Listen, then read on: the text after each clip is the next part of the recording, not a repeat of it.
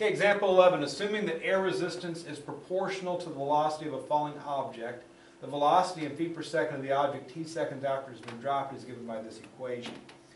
So once again, we get an equation. They tell us what some things in the equation represent. So start off by understanding that. So v, according to this, is velocity in feet per second.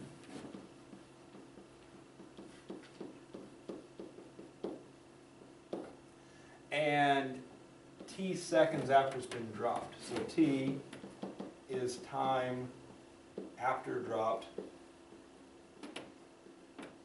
in seconds.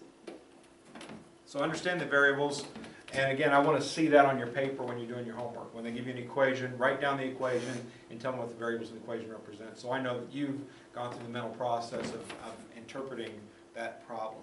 So if they ask you a question, you know how to deal with it. So determine when the velocity will be 70 feet per second. So in this case, part A, v equals 70, t equals question mark. That's what they're asking me to do. So I go up to that problem and I write down 70 in place of v equals 82 parentheses 1 minus e to the negative 0.39 t.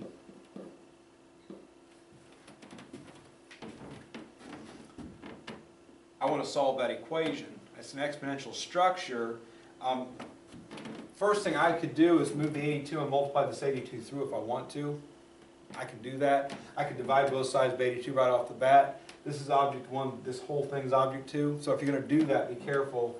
Divide by 82 on this side. Divide the entire right-hand side by 82. Since these are being multiplied, that counts as one object. That cancels that. This doesn't have to be divided by 82. It's already been divided. So 70 over 82 makes 35 over 41.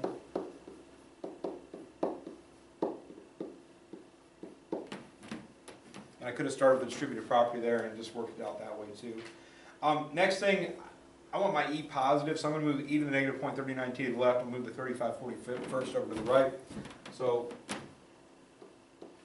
I'm going to get e to the negative 0.39t is equal to 1, which is the same as 41 41st, right? And then moving 35 41st over gets me there. So I end up with e to the negative 0.39t is equal to 6 41st. So then what's left to do is to get the power down to the regular level. I'm going to log both sides, ln. Just leaves me with the power on the left and ln of 6 41st on the right.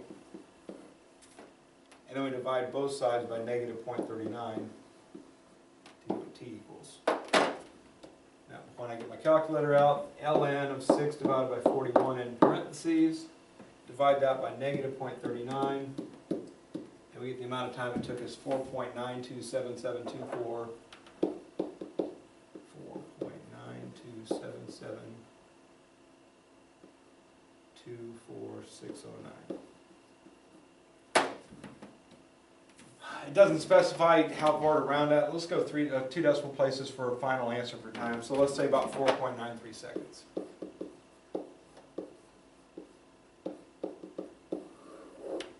So after about 4.93 seconds, the velocity should be about 70 feet per second. If you wanted to verify that fact, if I just substitute 4.93 right there, 82 times parentheses 1 minus e caret, and then negative 0.39 times 4.93, the answer we just got, end parentheses for the power, end parentheses for the subtraction, enter about 70.01.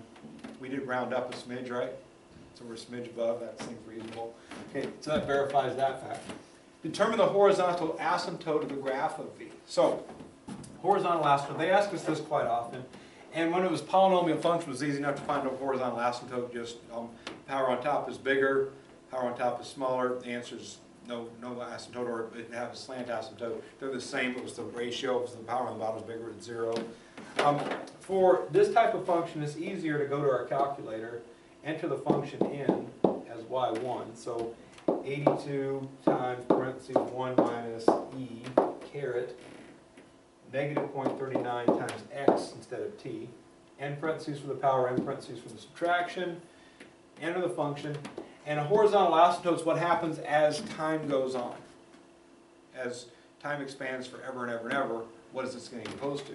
So if I did 5 seconds, it's 70. If I do 10 seconds, it's 80. If I do 15 seconds, it's 81.76. 20 seconds, 81.96. 25, 81.995. 300, 82. 3,000, 82. 30,000, 82. All right, so the fact is, as it goes on in time, it was speeding up a lot, but then as soon as I got towards 82, you see not much change between these, so I started going up by a lot. But you can see that it's approaching a high of 82. Reason why, if we think about this, as t gets big, this is a negative power, that's 1 over e to a power. So 1 over big goes to 0. 1 minus 0 is 1. 1 times 82 is 82. I mean, you can mentally think it's that also. But horizontal asymptote of this would be y equals 82. Okay. If I look at the graph of this, go from 0 to, let's say, 300, and y min 0, y max, let's go 100, hit graph, you can see it goes up and then it just levels off. So again, that's what a horizontal asymptote is, just a leveling off. It's actually still climbing incrementally, but it's so small of a climb that it doesn't show up. All right, that's horizontal asymptote, which is really cool. Another thing about part A, we did the algebraic technique, which I'd like you to do. It's really good to practice your algebra skills and solving an equation and getting good at these exponential equations. But just know that there's also the ability, I'm going to set the window, let's go to only 10, or let's go to 20. Hit graph. All right, there's my graph there. There it is leveling off more along 82. If I put y equals 70, because again, the velocity is y1, right? If the velocity also equals 70, there's y2. You get 2 graphs. The intersection point, second calc 5, enter, enter, enter. There's only 2 curves and 1 point of intersection. 4.9277246, the same exact answer. All right. Just know that it's graphically possible to get these right, but I do want you to attempt the algebraic technique. That's going to serve you better as you get into calculus, because the problem calculus students have is everything you've ever learned in algebra is necessary in calculus, and sometimes the algebra is tough. And the more you practice algebra in this class and previous classes, the more you'll remember when you get there. So it's worth doing it that way. But again, feel free, if you at least struggle through this to some extent, you get an answer, you're not sure about that answer, no, you can go back to your calculator, graph it, and see that you get the answer that way also. If you get the same answer, great. If not, trust the calculator, the graphing answer, that's going to be right. But maybe you can go back and check your work to see where you messed up.